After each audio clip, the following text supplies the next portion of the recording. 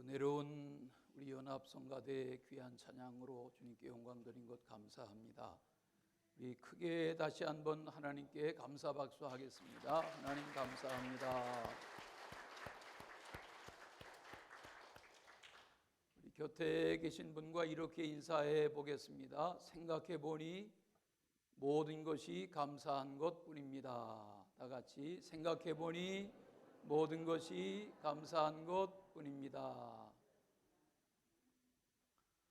우리 절기신앙은 하나님의 명령입니다. 유월절을 지켜라, 또 맥주절을 지켜라, 추수감사절, 초막절이라고 하기도 하고 수장절이라고 하기도 하는 이 절기를 지키라고 하는 신앙은 하나님을 잊어버리지 않고 살게 하기 위해서 제정해 주신 하나님의 명령입니다. 광야에 나아가기 전 애굽에 430년 노예 생활하던 백성들을 하나님께서 10가지 재앙으로 점점 강팍해져 가는 바로의 그 결박으로부터 풀어내시고 이끌어내신 목적은 예배하는 민족, 제사하는 민족, 절기를 지키는 민족, 하나님이 누구신지를 알고 살아가는 민족으로 삼으시기 위해서 저들을 이끌어내신 겁니다. 이제 이번 주 일을 지내고 며칠이면 긴 창세기의 말씀을 새벽마다 묵상해 가는 일을 마무리하게 될 터인데, 가나안 지역의 대기근이 아니었으면 야곱의 아들들이 그 분주한 목축의 현장에서 애굽에까지 내려갈 이유가 없었겠지요. 먹을 것이 없기 때문에, 아무리 짐승이 많아도 먹을 것이 없기 때문에 식량을 구하기 위해서 소문에 듣고 애굽에 내려가면 명총리의 7년 풍년 관리로 창고에 식량이 넘쳐난다더라 하는 소문을 듣고 내려갔던 10명의 형제들이 거기서 요셉이 누군지 모르고 시므온이 볼모 잡힙니다. 나중에 아버지에게 갑니다. 식량이 다 떨어져 갑니다. 또 내려갑니다. 거기 베냐민을 데리고 가지 않으면 안 된 상황이 됐습니다. 이 모든 우여곡절의 과정을 보면 하나님께서 대기근을 통해서 이스라엘 민족을 어떻게 연단하고 훈련하고 다듬어 가셨나 하는 것을 알 수 있습니다. 그 중심에 점점 돋보이는 인물은 22년 전에 팔려갔던 요셉이지요. 팔아버렸고 아버지에게는 거짓말했고 짐승에게 찢겨 죽었다 했던 요셉인데, 하나님은 그 요셉을 주목하셨고 요셉과 함께 하셔서 요셉이 애굽의 총리 대신으로 7년 풍년 그리고 2년 흉년을 잘 관장하는, 그렇게 흉년 이태째에 만난 요셉의 가족들 70여 가족들이 연세에 들어가는 아버지 야곱과 함께 고센 땅에 정착하며 거기서 번성해 가고 거기서 수를 더해가는 그 배후에는 대기근이라는, 겪어보지 않은 대기근을 통해서 하나님이 갈 생각이 없는, 갈 필요도 없는 저 아프리카 북부의 애굽 땅으로 이 야곱의 모든 가족이 다 대이주하도록 인도하신 하나님의 섭리를 보게 됩니다. 오늘 본문을 자세히 들여다보면 그렇게 애굽에 내려가서 번성한 저들이 모세 때에 출애굽하고 광야 생활을 마치고 여호수아 때에 가나안에 들어가고 그 가나안에 들어가서 장차 살아갈 날들 속에 하나님 앞에 절기를 어떻게 지켜야 하나, 하나님 앞에 감사 신앙을 어떻게 지켜야 하나, 또 왜 하나님이 이 절기 신앙을 명령하셨나 하는 말씀이 오늘 이 신명기 26장에 모세를 통한 그의 죽음 직전에 다시 설교한 말씀 속에 담겨 있는 걸 봅니다. 오늘 이 말씀을 대하시는 중에 하나님 앞에 뭘 감사해야 하나, 왜 감사해야 하나, 왜 이 단풍철에 다른 곳에 가지 아니하고 예배당에 나와서 절기 예배를 드려야 하나 하는 말씀의 교훈이 잘 깨달아지는 은혜의 아침 되시기를 축원합니다. 첫째는 여호와께서 택하신 곳에서 감사하라, 그런 말씀을 하셨어요. 내 하나님 여호와께서 그의 이름을 두시려고 택하신 곳, 오늘 본문을 펼쳐가지고 계시면, 자, 그러면 여기 택하신 곳이 어딜까요? 모세 시대로 말하면 성막, 솔로몬의 시대 이후로 말하면 성전, 오늘 우리의 신약 시대의 신앙으로 말하면 우리의 예배하는 이곳이 하나님이 택하여 구별해 세우신 하나님의 이름을 두시려는 곳이 맞습니다. 여기 택하신 곳 그랬는데 그냥 택하신 곳이라 하지 않고 성경에 보시면 택하신 곳을 하나님 여호와께서 그 이름을 두시려는 곳이다 그랬어요. 이 하나님의 집은 하나님의 이름을 두시려는 곳이다. 신명기 16장을 펼쳐보시면 오늘 26장인데 거기 16장에 보면 유월절을 지켜라, 맥주절을 지켜라, 수장절을 지켜라 하는 말씀을 나오면서 그 세 절기에 똑같이 반복된 강조가 있습니다. 아무 데서나 절기를 지키지 말고 내가 택한 곳에서 지켜라. 거기 신명기 16장 7절, 11절, 16절에 보면 택하신 곳, 그런 표현이 세 절기에 다 반복되는 것을 봅니다. 11절에 보니까 택하신 곳에서 네 하나님 여호와 앞에서 어떻게 하라? 즐거워하라 그랬어요. 오늘은 즐거워하는 날이에요. 오늘 예배하고 다른 주일과 다르게 오늘 뭐 고기 반찬도 있고 잡채도 있고 먹을 거리가 있을 텐데 오늘 신나게 먹고 그리고 오후에 또 여기서 우리가 신나게 즐겁게 하나님의 집에서 이 절기를 즐거워하는 것입니다. 오늘 새벽까지도 여러분 집에 속상한 일이 있으셨고 속상한 일을 가지고 오셨어도 오늘 이 하나님의 집에 택하신 곳에 머무는 동안에 이 절기를 즐거움으로 지내시길 바랍니다.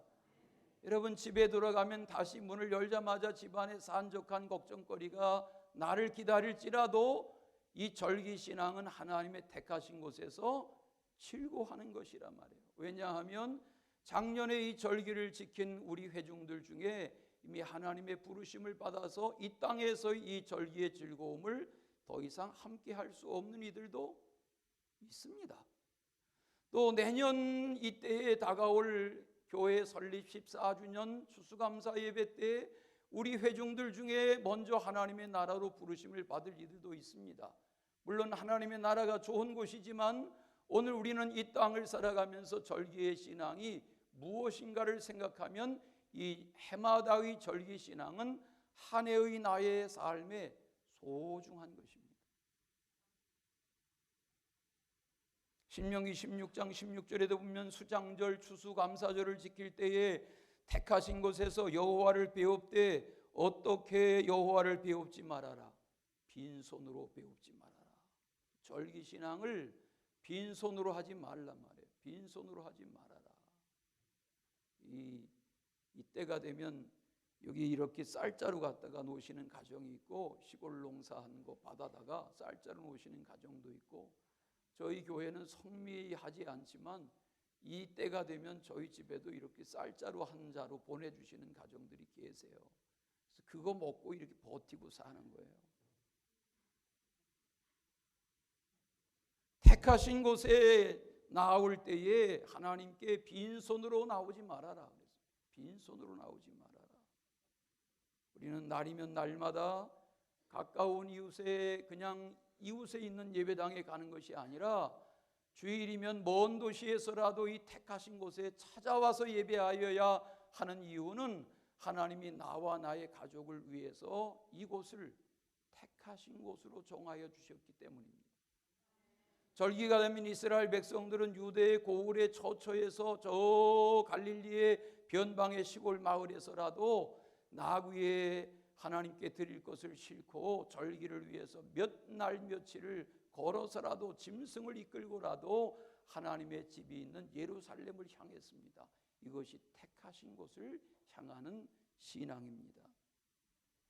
오늘 말씀에 잘 보면 땅이라는 이야기가 나와요. 1절부터 땅, 거기 동그라미 치세요. 저는 땅이 너무 필요하기 때문에 성경 읽다가 땅이란 단어가 나오면 동그라미를 꼭 쳐요. 땅 하고 동그라미를 치는데 여기 땅이란 말이 나와요. 뭐라고 말씀하세요? 내 하나님 여호와께서 내게 기업으로 주어 차지하게 하실 땅이다. 이 땅은 어떤 땅이라고요? 하나님이 주신 땅. 네, 이 땅도 사찰이 지어질 새 법당의 연합으로 사찰이 지어질 땅을 하나님이 아니야 하고 취하셔서 우리에게 하나님의 집을 지을 땅으로 하나님이 주신 땅이에요. 오늘 말씀을 잘 보세요. 하나님께서 내게 기업으로 주신 땅이라고 그랬어요. 주어서 차지한 땅이란 말이에요. 노예의 땅이 아닌 거예요. 고역의 땅이 아닌 거예요. 오늘 말씀 가운데 나오는 대로 학대와 괴로움과 중노동의 땅이 아닌 거예요. 고통과 쓰라림, 고역의 땅, 그런 압제의 땅이 아닌 거예요. 이제 다 그런 날들이 지나가고 광야를 거쳐서 가나안에 들어갔을 때에 이렇게 제사해라 하고 모세가 명한 거예요. 하나님의 은혜죠. 지금 이 땅에는 자기 나라에서 국경을 넘어 사는 난민이 1억 4천여 명이라고 그럽니다. 그 속에는 우크라이나 전쟁 난민들이 포함되어 있습니다. 어마어마한 난민들이 자기 터전이 없습니다. 누울 집이 없습니다. 내 나라가 없습니다. 신분이 보장되지 않습니다. 국적을 잃어버렸습니다. 여기 하나님이 주어진 땅에 살게 하신다는 것은 생각해 보면 놀라운 것입니다. 그런 저들이 하나님 앞에 부르짖습니다. 그 부르짖음을 들으셨습니다. 고통의 땅을 하나님이 내려와 보셨습니다. 그리고 저들을 바로의 학정에서 인도해내셨습니다. 그리고 40년 모세가 이 신명기 4장에서 26장까지의 두 번째 긴 모세의 설교입니다. 오늘 이 말씀이. 이 설교가 끝나갈 때 다시 이렇게 강조합니다. 절기를 지킬 때 하나님의 전에 나아가 제사장 앞에 하나님께 드릴 제물을 드리며 광주리에 담긴 만물을 드리며 이렇게 말하라는 것입니다. 당신의 하나님이 인도하셔서 여기 거두게 하신 이 곡물과 이 과실을 여호와께 드린다라고 말하라는 것입니다. 3절부터 9절까지에 보시면 그의 토지에서 거두어들인 첫 열매 결실 소산 그걸 어디에 담으라고요? 광주리에 담으라고요. 3절에 보니까 이렇게 말하며 광주리에 담긴 것을 제사장에게 건네라고 했습니다. 이게 제사의 시작이죠. 뭐라고 말합니까? 3절 제사장이요 내가 오늘 당신의 하나님 여호와께 아뢰나이다. 내가 여호와께서 우리에게 주시겠다고 우리 조상들에게 맹세하신 땅에 이르러나이다 라고 이렇게 길게 말하고 드리란 말이에요. 그냥 드리지 말고 뭘 말하라고요? 당신의 하나님. 여기 밑줄 쳐보세요. 이 설명이 필요한데 왜 그러면 구약시대에는 하나님이라고 하지 않고 당신의 하나님이라고 했을까 하는 것은 하나님께 백성들이 직접 제사할 권한이 없었어요. 그래서 제사장에게 제물을 가지고 가면 제사장이 대신 제사했어요. 그래서 이렇게 말하라는 거예요. 내가 제사하고 싶으니 제사장이요 당신의 하나님께 내가 가지고 온 제물을 아뢰고 하나님께서 이 땅에서 나와 나의 가족에게 주신 이 제물로 당신의 하나님께 제사해 주세요라고 말하라는 거예요. 그런데 예수님은 이렇게 더 이상 말하라 하지 않으시고 하늘에 계신 우리 아버지시여라고 말하라고 고쳐주셨습니다. 사도 바울은 아빠 아버지여라고 말해야 된다고 고쳐주셨습니다. 오늘 우리는 제사장을 통하여 제사장의 하나님께 제사하는 것이 아니라 우리 하나님께 제사하고 나의 아빠 아버지에게 제사하는 것입니다. 아멘. 하나님께 제사하는 것입니다. 그렇죠. 우리 시골에 이제 그런 프로 과거에 있었잖아요. 시골 할아버지 할머니들 이렇게 탐방 가는 취재. 거기 뭐 마이크 대면은 SBS 발음이 안 돼가지고 계속 헤매는 시골 할아버지가 말하죠. 아들아, 내 옆집 아무개네는 귀뚜라미 보일러를 놨다더라. 그냥 너 들으라고 하는 얘기다. 뭐 이러면서 옆집이 부러운 얘기를 하잖아요. 여러분, 옆집이 보일러 놓은 거가 내가 장작 불 때는 환경하고 뭐가 차이예요? 아들에게 뭘 말하고 싶은 거예요? 오늘 하나님은 이렇게 말씀하세요. 백성들이 가지고 온 재물을 각양 주신 땅에서 그 소출과 그 만물, 그 좋은 것을 하나님 앞에 드리라는 거예요. 오늘 이 절기신앙이, 제가 추수감사절 준비하면서 전도사님에게 우리 청소년부도 어린아이들도 다 절기신앙 가르치도록 봉투 나눠주고 어려서부터 이거 가르쳐야 한다 이렇게 하며 주의를 맞았습니다. 왜? 가르쳐야 받습니다. 애들에게도 부모에게 그냥 종이 접어서 하는 생일 카드 선물이라도 어려서부터 그 어줍지 않은 그림 카드라도 하게 해야 나중 받는 겁니다. 됐다 하면 안 됩니다. 근데 하나님 뭐라고 말씀하세요? 빈손으로 나오게 하지 말아라. 우리가 과거에는 아들, 딸들이 직장생활 시작해서 첫 월급 받으면 엄마에게 빨간 내복 사다 드렸죠. 아버지에게 살색 내복 사다 드렸죠. 그런데 믿는 가정들은 언제부터 그렇게 하지 않죠. 예, 내가 빨간 내복 받는 거 다 좋고 백화점 가서 옷 사주는 거 다 좋지만 첫 예물인데 하나님께 드려야 하지 않겠어? 이렇게 가르치잖아요. 종수라는 아들이요, 서울대학교 이과대학에 들어갔어요. 가난한 집 아들이에요. 의사고시 봤어요. 그런데 수석 합격했어요. 첫 예물을 받아요. 하나님 앞에 드리고 싶어요. 그런데 이 종수가 너무 고생한 홀어머니 귀하니까 엄마, 내가 내복 사드릴게요. 오랜만에 소고기 사드릴게요. 그런데 이 엄마는 안 해요. 종수야, 난 내 마음이면 좋게. 하나님이 너 키워주셨잖아. 하나님이 너 되게 하셨잖아. 종수야, 하나님께 드리자. 첫 예물 하나님께 드렸어요. 그런데 또 소식이 와요. 큰 상금을 받게 됐다는 거예요. 종수야, 너 이런 상 저런 상 초등학교 때부터 받은 적 있긴 하지만 이렇게 큰 상 받아본 적 있어? 하나님께 드리자. 결국은 엄마의 요구 때문에 이 종수가 벗어날 수 없는 거예요. 이 종수가 성이 뭐예요? 원종수의 원종수. 세계적인 안박사 원종수 얘기예요. 하나님 하며 사는 것이 뭔데? 왜 절기를 지켜야 하는데? 안 해요. 하나님은 택한 신앙을 가진 이들과 그의 자손들을 통해서 이 말씀으로 이끌어 가시는 거죠. 그런 은혜의 가정 되시기를 축원합니다.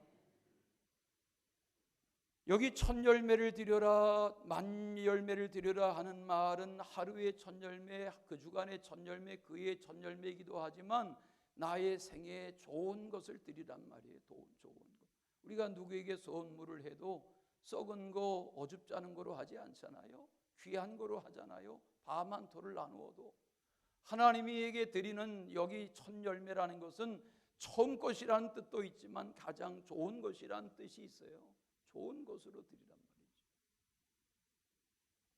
신명기 26장을 오늘 대하시는데 11절까지이죠. 11절까지 읽으셨죠. 그 다음 보세요. 12절에 보면 11조 말씀하세요. 왜 11조 하라고 그러세요? 그 11조를 누가 가져요? 누가 먹어요? 땅이 없고 소득이 없는 레위인들이 먹게 하고 객이 먹게 하고 고아가 먹게 하고 과부가 먹게 해라. 그렇게 가르쳐요. 하나님 앞에 드리는 11조로 레위 사람과 객과 고아와 과부가 먹게 해라. 12절. 이 말씀이 계속되는 중에 15절에 보세요. 26장 15절의 끝에 보니까 우리에게 주신 젖과 꿀이 흐르는 땅에 뭐를 내리소서. 이렇게 말하며 하나님 앞에 절기를 지키라는 거예요. 다 같이 해보겠어요. 하나님, 우리에게 주신 젖과 꿀이 흐르는 땅에 복을 내려주소서.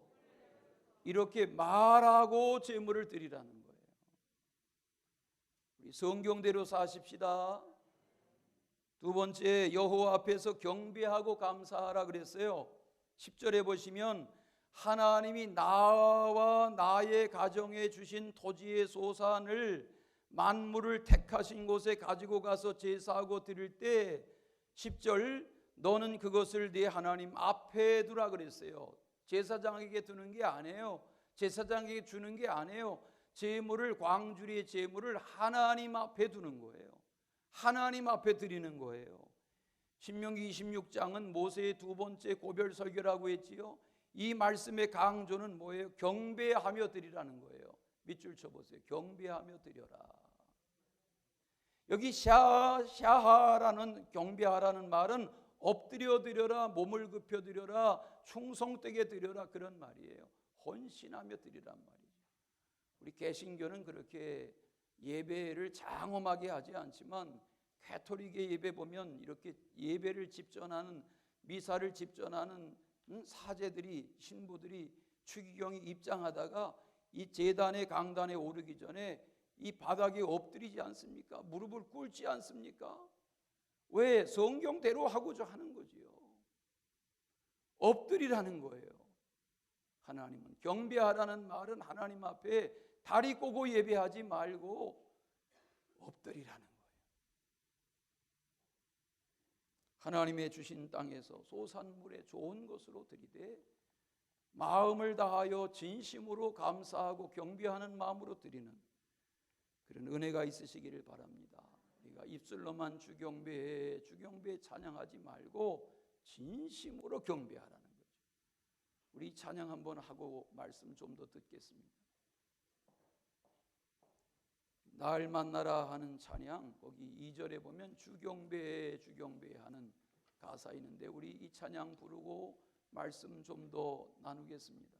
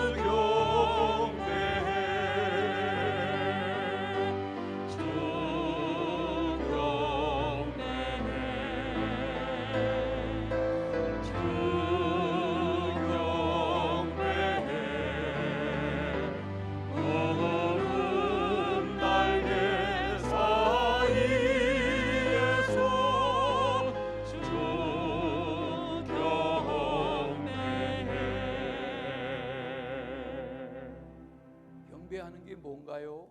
이제 이렇게 추수감사 주일을 지킵니다. 이제 다음 주일 여러분 예배당에 오시면 여기 성탄 장식이 다 이미 준비될 겁니다.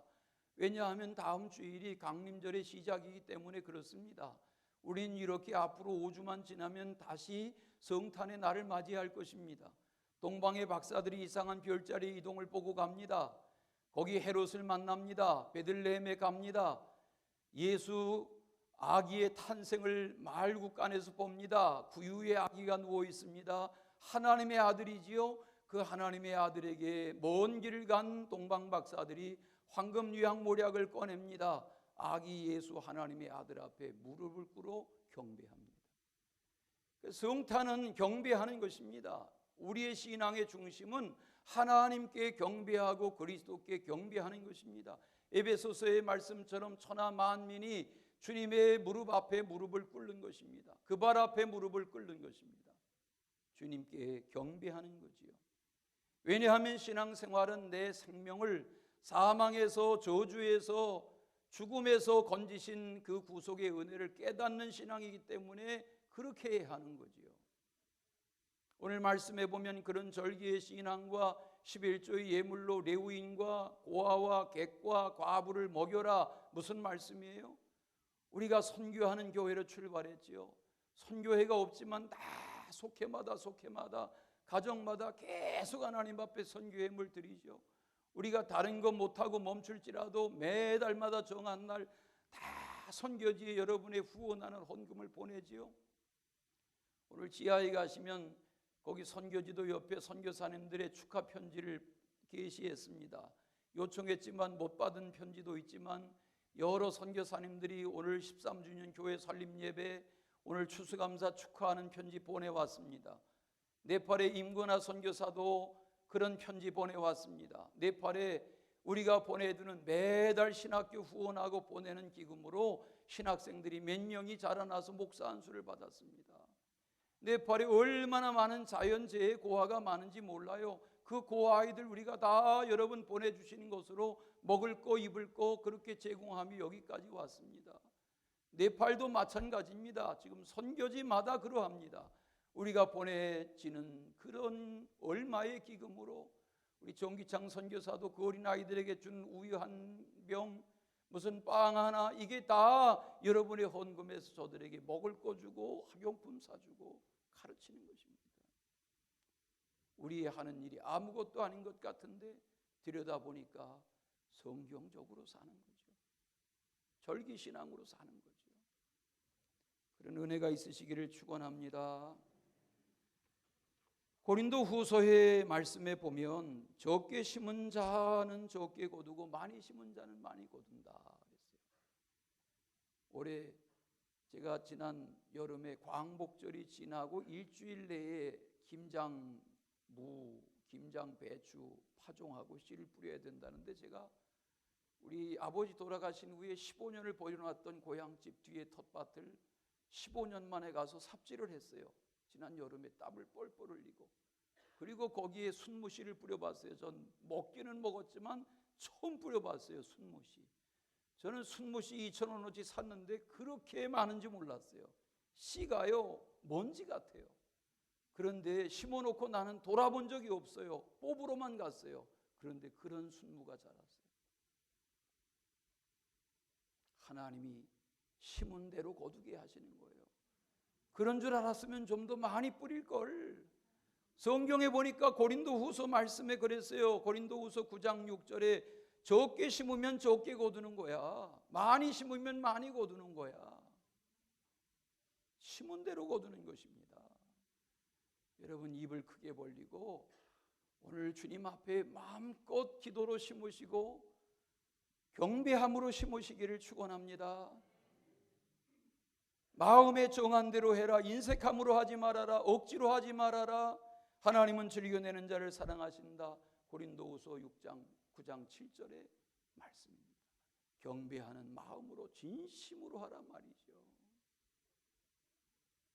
마지막은 주신 모든 복을 함께 감사하라 그랬어요.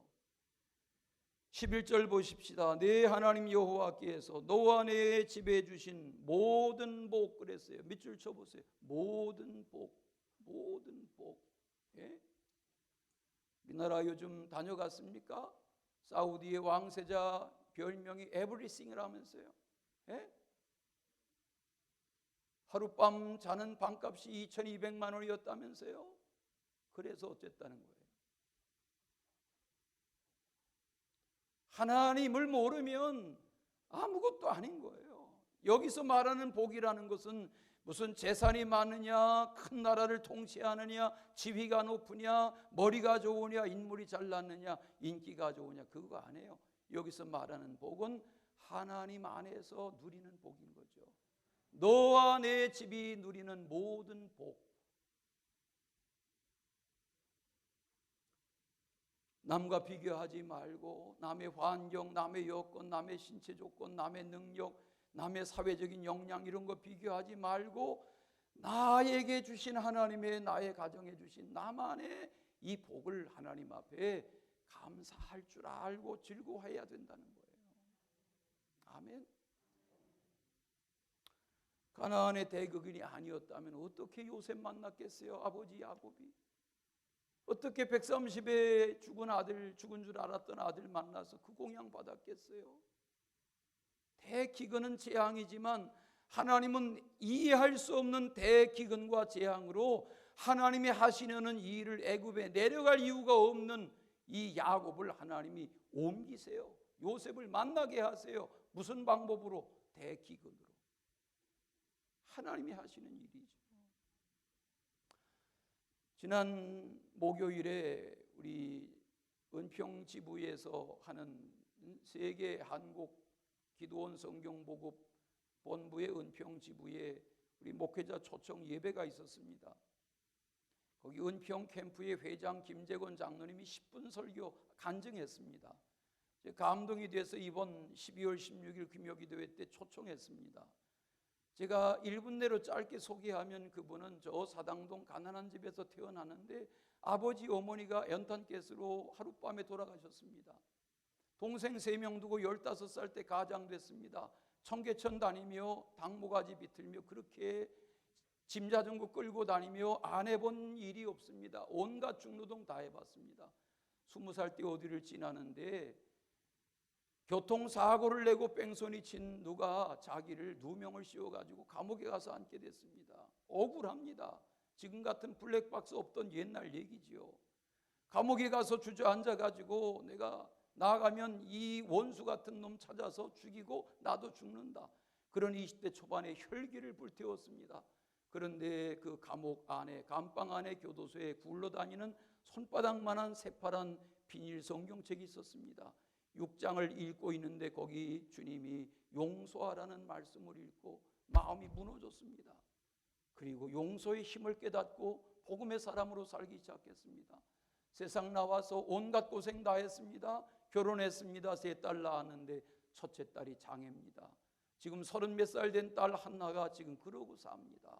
그런데 이 세 큰 고난을 통해서 하나님이 자기를 다듬으시는데 이 김재권 장로는 지금 가마치 통닭의 대표입니다. 엄청난 부로 하나님의 영광을 구하고 있습니다. 한 달 후에 들어보십시오.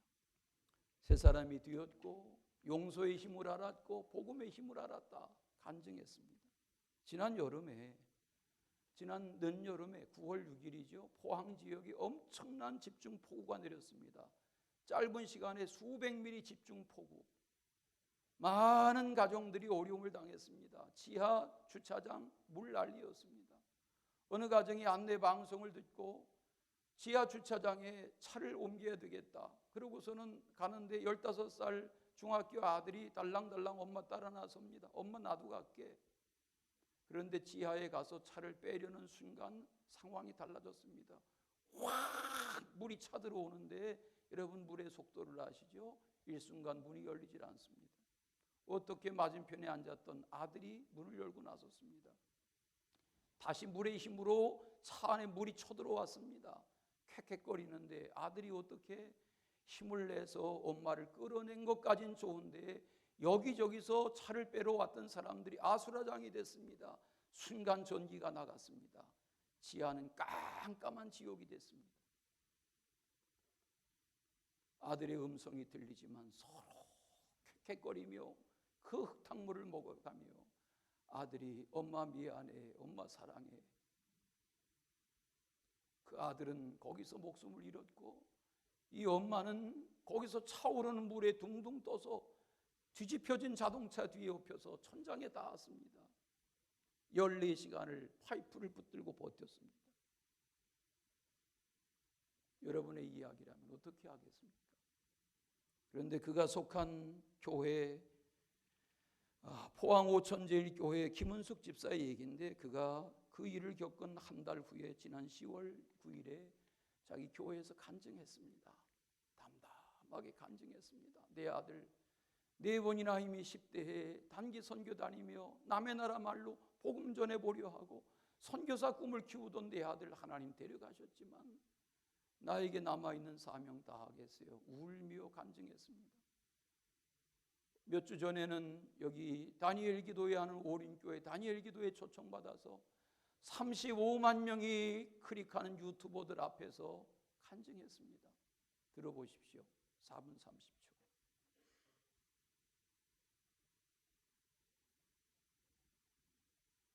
우리 주영이가 새벽에 일어나 친구하고 영상통화를 하며 비가 오니 우리 냉천에서 수영하자 농담을 주고받으며 친구들과 아침에 만나자고 약속을 했답니다. 저는 지하주차장에 차를 빼라는 방송을 듣고 차를 빼러 나가는데 우리 주영이가 신이 나서 춤을 추며 엄마, 아빠 저 비 좀 봐봐. 좋아서 난리를 치는 거예요. 저는 별 관심 없이 차키를 들고 나가는데 주영이가 뒤따라 오더라고요. 엄마, 내가 지켜줄게. 내가 엄마 보호자 해줄게. 하며 그렇게 뒤따라 오는데 제가 더 이상 말릴 수가 없었습니다. 지하 뒤편으로 갔는데 물이 거의 없었어요. 신발도 잠길 정도였습니다. 그런데 차를 빼서 입구까지 나오는데 이미 물이 차버려가지고 차문이 안 열리고 또 앞에서는 역주행차가 있어서 나갈 수 없는 상황이었습니다. 그래서 제가 주영아, 우리 차 버리자. 우리 이거 차 필요 없어. 우리 나가자. 그렇게 했어요. 근데 주영이는 문을 열고 나갔는데 저의 문은 열리지가 않았어요. 그때 주영이가 조수석 문을 힘껏 당겨서 문을 열고 저는 나갈 수가 있었습니다. 입구로 나가고자 할 때 물이 폭포수처럼 들이닥치는데 어느 키 큰 장정들도 감당할 수가 없는 상태였습니다, 이미. 그래서 저와 주영이는 뒤따라오던 해병대 청년과 50대 아저씨, 노부부 뒷문으로 갈 수밖에 없었어요. 그런데 가는 도중에 불이 꺼지면서 앞이 하나도 안 보였습니다. 비상구 불도 들어오지 않았어요. 그래도 늘 지하 상황을 제가 알기에 문까지 열고자 했지만 밖에서 여는 문이라 이미 물의 압력 때문에 도저히 열 수가 없었습니다. 그래서 다시 입구 쪽으로 방향을 틀어 가는데 이미 천장 전선까지 갑자기 물이 찼습니다. 그때 차 한 대가 떠내려와서 그 위에 올라가 전선을 잡고 이동하는데 저는 도저히 물속에 들어가 숨을 쉴 수가 없어서 결국 포기했습니다.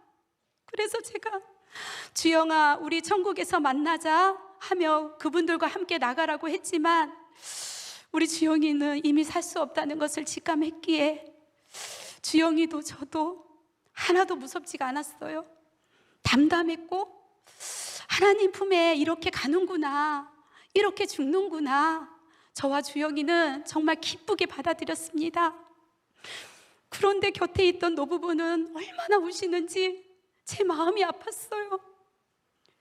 그런데 주영이가 큰 소리로 엄마 미안해, 엄마 키워줘서 고마워, 엄마 사랑해, 엄마 사랑해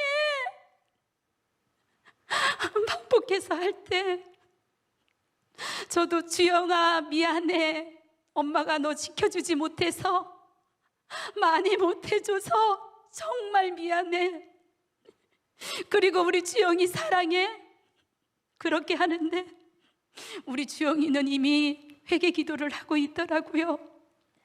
저도 그 소리를 듣고 회개 기도를 하며 같이 있는 저들도 죄를 용서해 주시고 주님께서 저들을 구원해 주세요, 함께 천국 가게 해주세요, 저들의 마음에 평안한 마음을 주세요 라고 기도를 했고, 기도를 마칠 때 이미 천장까지 물이 차버렸습니다.